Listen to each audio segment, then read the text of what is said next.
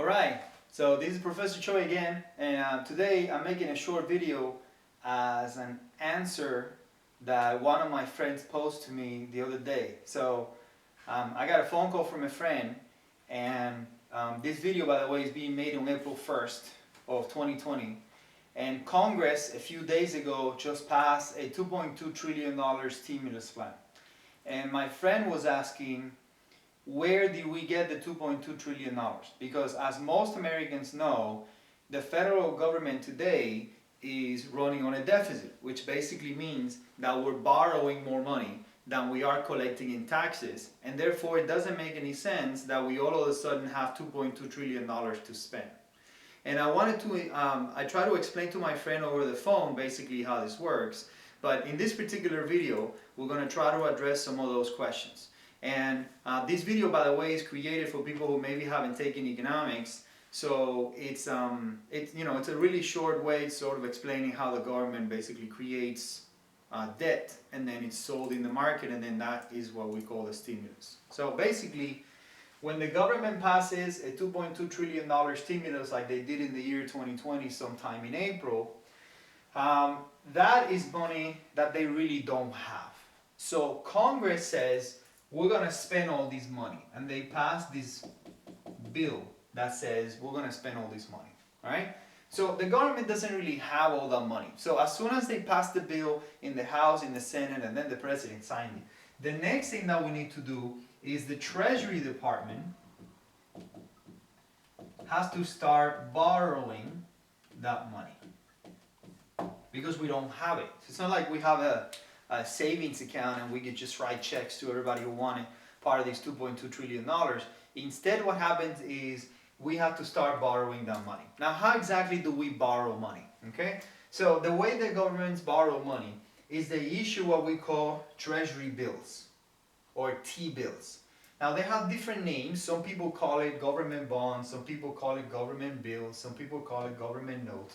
A lot of this has to do, by the way, with the time period. So government bills and notes and bonds have anywhere between a few months life to 30 years. And the current administration, by the way, was thinking about creating 40 and 50-year treasury bills. So that will be something new. But in any case, these bills are basically a tradable security. This is like Professor Choi saying, hey, I need $1,000 from you today, and I'll pay you later, and then I'll pay you with interest. So basically, you give the government money right now, and then they promise to pay you later the same amount of money, at least in nominal terms, plus some kind of interest. So the reason you buy a government bond is because it pays that interest. So if you're sitting on a pile of cash, and you know the federal government is going to be around 10 years from now, 20 years from now, 30 years from now, then maybe you want to loan some of that pile of cash to the federal government, and then they'll pay you back the same amount of money you gave them plus interest. So that way you can grow your money with that interest. Okay? So that's the reason why people buy treasury bonds. Now, who exactly buys U.S. national debt? Well, bonds are a tradable security. There is something called a bond market where you can participate and you can buy and sell second-hand bonds, and you can also buy and sell newly issued bonds. These are securities that you can trade, but they also pay interest. So investors usually buy these securities as part of their portfolio. Most people are familiar with portfolio investment because they have something like a retirement account. And a retirement account, what it basically is a group of things that you're purchasing, and some of that is bonds. Okay? And some of it is stocks, and some of it could be real estate, and so on.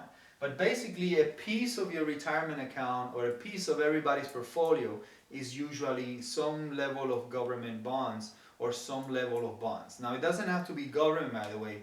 It could also be corporations can issue bonds, and foreign governments can also issue bonds. Now, who exactly buys these bonds? Well, the people who buy bonds in general from the treasury are foreign investors, for example. So China and investors in China, Chinese people, Chinese banks, Chinese institutions, maybe even the Chinese government itself could buy. Um, Japan can also buy bonds. The people in the Middle East can also buy bonds. Russia can buy bonds. Anybody in the world has the ability to buy federal bonds or government bonds. Also, we have national investors. Very large firms like Berkshire Hathaway, for example, can buy bonds and they could put it in their portfolio of stocks and real estate properties and other things. So government bonds is something very sought after because the US government has not defaulted on US national debt, in other words, on the payment of their bonds, since the Civil War back in the 1860s. In other words, we have one of the best credit scores in the world. So US government bonds are some of the most sought after securities out there because we basically have never stopped paying them. And other people that normally tend to buy bonds are retirement funds and banks in the US and elsewhere because they want to hedge other things that are happening at, in any time. Insurance companies can also buy bonds. I forgot to put insurance companies here. Now remember, insurance companies are sitting on a pile of cash, and that pile of cash is the one that you're sending them all the time, every time you make your insurance payment. Now they don't want to be sitting on just cash because remember, inflation takes money out of that. It makes it less and less valuable. So a lot of the times they tend to seed that pile and invest it on something like a bond if they know that they're not going to be spending all of that money. So they kind of make estimates for how much money they're going to be spending, and then they take some of that money and they put it on stuff like bonds. Finally, the one that will buy all the bonds that are not going to be bought by anybody else is the Federal Reserve. The Federal Reserve is the entity in the US that is able to manipulate the level of interest rates, and they can change the amount of money in the system.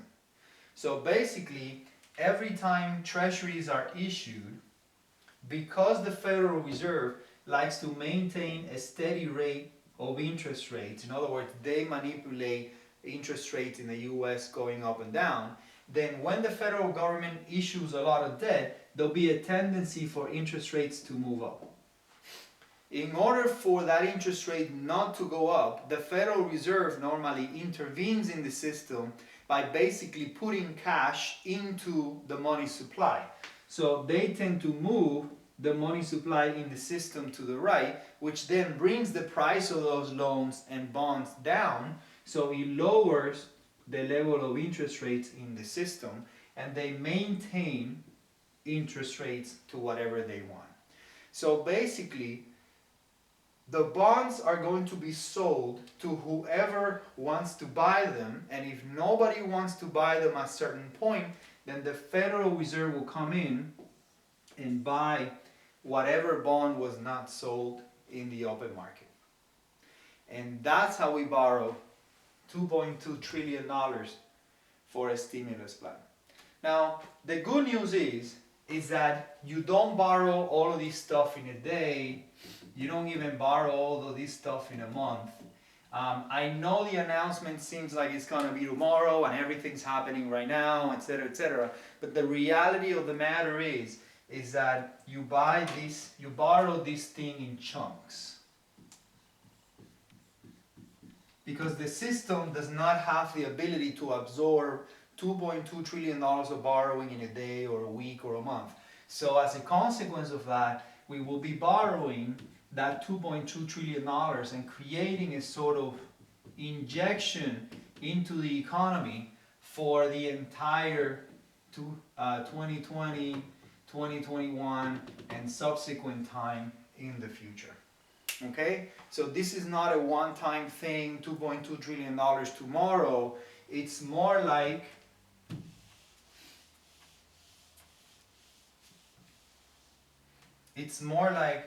an injection of economic activity